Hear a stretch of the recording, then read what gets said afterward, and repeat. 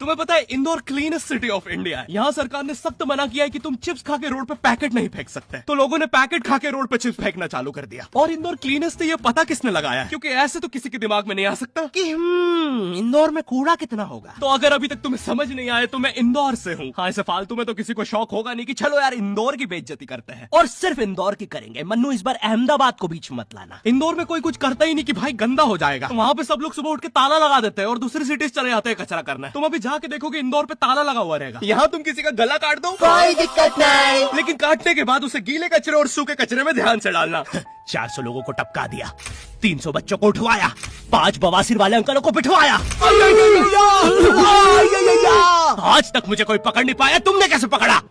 वो आपने ये गीला कचरा सूखे रहने दीजिए, मैं देख लूंगा। तो मैं इंदौर के एक पास वाले गांव खिड़किया में रहता हूँ। खिड़किया इतना छोटा गांव है, वहाँ एक वाईफाई नेटवर्क में पूरा गांव कवर हो जाता है। इनफैक्ट खिड़किया नाम भी उस वाईफाई नेटवर्क का ही था। तो गांव वालों ने सोचा यही रख लेते हैं, तो अभी खुद का चला लॉक हो गया मेरे गांव का नाम। किसी ने वो वाईफाई हैक कर लिया है। इतना छोटा गाँव है, तुम नॉर्मली भी चलोगे तो ऐसा लगेगा कि 80 की स्पीड पे जा रहे हो। चीजें इतनी तेज साइड से निकलती है। भाई यहाँ इंसानों के लिए स्पीड ब्रेकर्स लगे और भगते समय तो हेलमेट पहनना पड़ता है। मेरे गाँव में लौंडे लड़के बोलते हैं अपनी लोकेशन भेज, फिर उन्हें पता चलता है वो ऑलरेडी लोकेशन पर ही है। यहाँ जितने लोग हैं उससे ज्यादा तो दिल्ली में लड़कियों के मेल बेस्ट फ्रेंड्स होते हैं। इतना खाली गांव है, लोग अपनी ही गुंजी हुई आवाज से बात कर रहे होते हैं। भाई मेरा गांव मैन वर्सेस वाइल्ड के एक एपिसोड तक में है। दोस्तों मुझे नहीं पता मैं ये कहाँ आके फंस चुका हूँ। मुझे तो ये भी नहीं लगता कि मैं यहाँ से जिंदा वापस जा पाऊंगा। यहाँ तो अपना मुंह भी चैन से नहीं पीने देते लोग, वो भी आकर छीन लेते हैं। मेरे गाँव में हर जगह बेटी पढ़ाओ बेटी बचाओ लिखा है, जो की बेटियों से लिखवाया उनके स्कूल छुड़वा के। इतने अंगूठा छाप लोग पढ़ लिखने के बाद भी पेन से अंगूठा बनाते हैं। हाँ, पेन से फिंगरप्रिंट बनाने की कोशिश करते हैं। इनके सामने लड़की भी घोड़ी बनेगी तो उसे भी चराने ले जाएंगे। इतने गवार मेट्रो की पटरी पे हक देते हैं। भाई मेरे गांव में जब अंग्रेज थे तब गुलामी भी वही करते थे, क्योंकि तुम ये गांव वालों से कुछ नहीं करवा सकते। यहाँ 3-3 दिन तक बिजली नहीं आती है, लेकिन फिर भी कोई खंबे से चिपक के मर जाता है। तो यहाँ पे एक 10th क्लास की कोचिंग थी और भाई ये कोचिंग पूरी प्रॉपर थी। वो तुम्हारे मोहल्ले की ट्यूशन जैसी नहीं, जहाँ वो बालों में टावल बांधकर निक्कर स्लीपर में एक दीदी तुम्हें पढ़ाती थी। वो दीदी के घर पे इतने सारे बच्चे आते थे पढ़ने, दीदी को पता ही नहीं कौन क्या है। दीदी छोड़ो, बच्चों को नहीं पता टीचर कौन है। एक बच्चा पढ़ाई में अच्छा है, सब लोग उसको ही टीचर समझ रहे हैं। वो बच्चे ने अपनी अलग कोचिंग खोल रखी है बीच में, वो नए टीचर्स लेके आ रहा है। स्टूडेंट्स, ये है मिस्टर अब्राहम जी, अब से आपको केमिस्ट्री यही पढ़ाएंगे।